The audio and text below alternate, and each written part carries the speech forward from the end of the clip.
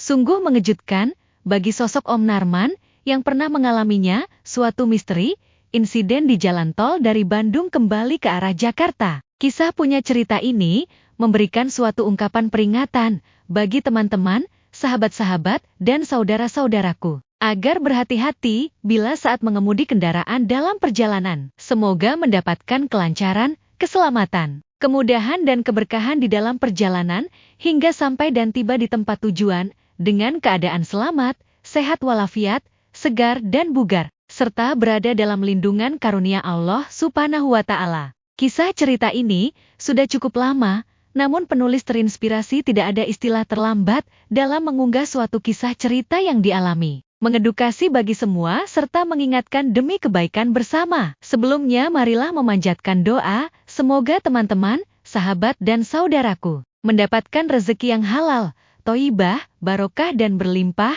Amin amin amin ya robbal alamin. Apabila mendapatkan rezeki halal yang berlebih, janganlah lupa untuk berbagi pada saudara kita, kaum duafa, fakir miskin, anak-anak yatim yang patut dan layak berhak menerimanya. Namun sebelumnya dengan kemurahan hati, tak lupa like, komen, share and subscribe terlebih dahulu. Terima kasih. Semoga mendapatkan rahmat hidayah dan karunia dari Allah Ta'ala bagi kita semuanya. Amin, ya robbal alamin. Bismillahirrohmanirrohim. Assalamualaikum warahmatullahi wabarakatuh. Semasa Narman masih usia muda remaja belia, kerap kali dia mendengarkan nasihat, wejangan hingga peringatan dari orang tua, jika tiba saat dan waktu menjelang sholat maghrib, jendela dan pintu rumah agar ditutup. Jangan berisik lalu, segera mengambil air wudhu dengan melaksanakan sholat maghrib, serta janganlah berkeliaran di luar rumah. Karena pada saat mana waktu itu, sedang keluar lalu berkeliaran makhluk halus,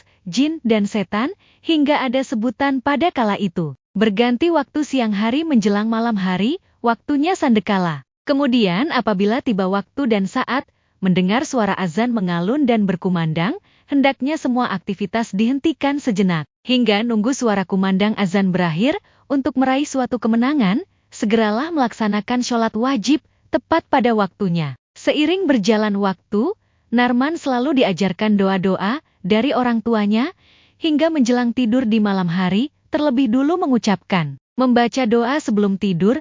Begitu pula tiba saat waktu bangun dari tidurnya, Narman membaca atau mengucapkan doa bangun tidur, hingga belajar dan menghafal doa-doa kebaikan, serta doa-doa keselamatan pada setiap kegiatan lainnya. Sehingga sudah biasa, disiplin waktu bangun tidur, pada saat waktu menjelang sholat subuh, Narman sudah rutin bangun tepat waktu, lantas melaksanakan sholat wajib, yaitu sholat subuh, dan tidak dibenarkan lagi untuk tidur, hingga pagi menjelang siang hari. Bertebaranlah di muka bumi, saatnya mencari rezeki hingga waktu sholat duhur tiba, kecuali sebelumnya ada sesuatu hal urusan yang urgen. Sehabis begadang jika ada perlunya, itu pun tentatif insidentil. Apabila tiba waktu duhur, dari semua aktivitas yang dikerjakan, bagi Narman berhenti sesaat, bersiap isyoma, istirahat, sholat dan makan.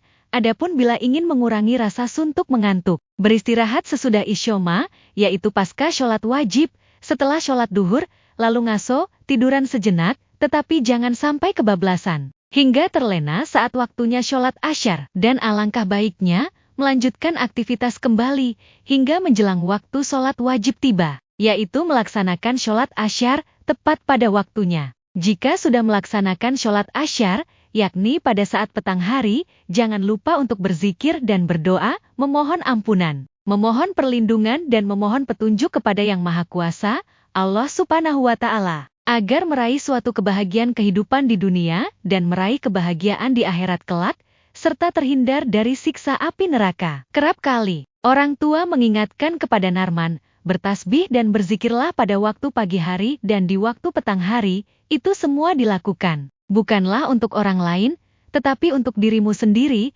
sehingga Narman menyadari hal seperti itu, tentunya akan dimudahkan segala urusannya, dilapangkan rizkinya, dan semoga Allah Subhanahu wa Ta'ala mengkabulkan segala niat baik, hajat dan doa bagi kita hamba-hambanya. Amin ya robbal alamin. Kemudian bagi Narman, sungguh teringat apa yang pernah diceritakan kedua orang tuanya tentang sifat, sikap dan akhlak yang masih terngiang di telinga, selalu dalam ingatan, di antaranya janganlah kamu lakukan. Dengan mengumbar hawa nafsu yang menyesatkan, dengan tipu daya hawa nafsu setan, hindari perbuatan ketamakan, perbuatan keserakahan, perbuatan kerakusan, dan janganlah kamu sekali-kali mengambil barang atau jasanya hak orang lain, atau yang bukan menjadi bagian haknya. Serta bagi orang-orang yang gemar berbohong, lalu perbuatan curang, baginya akan menerima azab yang sangat pedih, kelak di alam kuburnya. Mereka akan merobek-robek mulutnya sendiri sampai hari kiamat tiba, dan bagi orang yang suka berkata bohong dan dusta serta berbuat curang, itu yang disebut memiliki mengidap penyakit hati,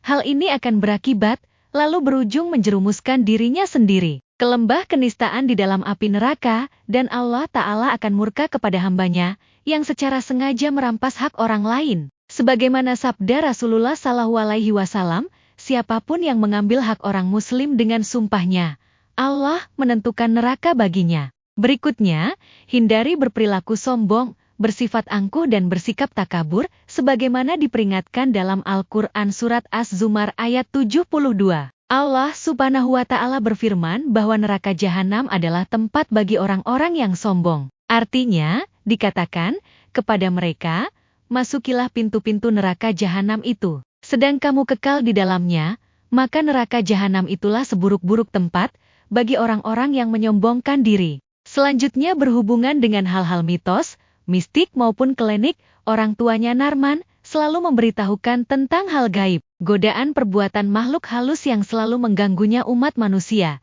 yang penuh dengan misteri, sehingga kerap kali ditemukan tempat-tempat angker, tempat rawan bahkan tempat yang dikeramatkan, ada yang menyebutnya tikungan maut, atau tanjakan maut, si manis jembatan Ancol, hingga ada yang menunjukkan, di suatu tempat dengan sebutan, Bukit Tengkorak, suasana nuansa yang menyeramkan, dibikin merinding bulu kuduk yang menakutkan. Dari semua itu, tercermin adanya cerita atau legenda yang misterius, namun perlu berhati-hati, bagi umat muslim khususnya. Jangan sampai larut dengan hal kemusyrikan dan mengarah pada perbuatan syirik, lalu menyembah yang berhala. Dengan memuja-muja dan mempersekutukan yang maha kuasa, Allah Subhanahu wa Ta'ala, maka yang berbuat demikian, haram hukumnya, baginya untuk masuk ke dalam surga, dan tentunya akan kekal kelak tempatnya di neraka, tidaklah ada bagi orang-orang zalim itu seorang penolong pun baginya. Pada suatu waktu, Narman bersama teman-temannya mendapatkan sepucuk kartu undangan resepsi acara pernikahan putra temannya di salah satu hotel di kota Bandung. Dengan kabar undangan dimaksud menjelang hari resepsi akad pernikahan, Narman dengan temannya bergegas beranjak pergi menggunakan kendaraan minibus roda 4 dari Jakarta menuju kota Bandung, lalu mereka berempat pada menginap satu malam di kota Bandung. Lantas keesokan harinya, Narman bersama ketiga temannya, pagi-pagi sekali, sudah bersiap-siap, berkemas beranjak pergi ke tempat resepsi. Dengan tujuan ingin menghadiri acara akad nikahnya, pukul 9 pagi hari waktu setempat, hingga acara resepsi berakhir, pukul 3 sore acara selesai. Teriring doa restu untuk keluarga mempelai, diakhiri acara resepsi, Narman bersama temannya dengan mengucapkan selamat menempuh hidup baru dan bahagia, semoga sakinah mawaddah warohmah, lalu mereka berpamitan. Kemudian Narman bertiga dengan temannya, berkemas, bergegas bersiap-siap akan kembali pulang ke arah Jakarta, tentu via tol Cipularang yang dilewati dan ditempuhnya. Seiring berjalannya waktu, kendaraan minibus bergegas melaju, meluncur di jalan tol Cipularang, menuju arah pulang ke Jakarta, yang nyetir tentunya Om Narman. Di awal start keberangkatan, Om Narman tentunya memanjatkan doa terlebih dulu, memohon keselamatan, agar terhindar dari segala mara bahaya. Pada Yang Maha Kuasa Allah Subhanahu wa Ta'ala, berserah diri, memohon perlindungan serta pertolongan selama di perjalanan. Dalam perjalanan menuju pulang, driver Om Narman di jalan tol kerap kali mengambil jalur lambat, sesekali masuk jalur cepat. Namun suasana nampak padat di jalur cepat, seketika bergeser ke kiri, masuk ke jalur lambat, begitulah suasana di jalan tol. Pengemudi harus waspada dan berhati-hati tentunya. Pada saat menjelang waktu maghrib, posisi kendaraan sedang berjalan, berada di kisaran km 84, melaju di jalur lambat, tiba-tiba Om Narman sontak ngerem mendadak, sungguh kaget, spontan semua terkejut, terhentak kecut, seketika Om Narman sontak banting setir ke kiri, merapat ke tepian jalan, mobil berhenti sejenak di bahu jalan dengan wajah Narman tampak pucat pasi, kondisi lemas panik. Seraya menghela napas panjang, lalu menghempas, kepala menunduk, tangan telungkup di stang setir. Begitu nampak suasananya tegang terasa seram ciut mencekam. Alhamdulillah terhindar dari mara bahaya. Kalau saja berada di jalur cepat, lantas kendaraan di belakangnya rapat, bisa terjadi insiden buruk tabrakan beruntun yang kerap suka terjadi. Beberapa saat kemudian, Om Narman dikasih air minum, lalu ditanya, kenapa tiba-tiba ngerem mendadak, ada insiden apa? Narman masih terdiam, masih bungkam dan membisu, tak mau dan tak sanggup menjawabnya. Teriring suasana terasa mencekam,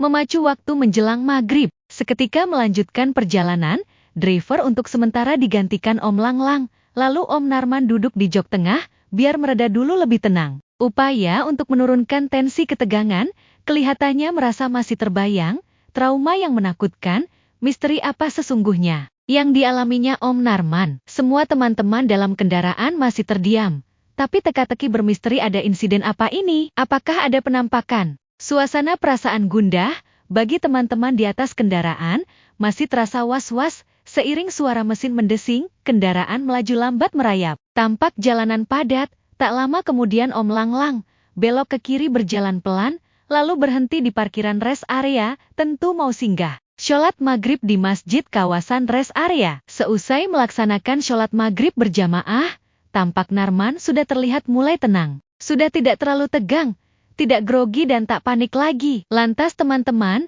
di serambi masjid berulang mencoba bertanya kembali kepada Narman perihal insiden barusan yang mengejutkan apa yang terjadi. Lalu, Narman berusaha dengan tenang, menjelaskan menerangkan, dengan kata terbata-bata, sambil merinding bulu kuduk. Apalagi bagi teman-teman yang mengupingnya, cerita tragedi insiden Om Narman barusan.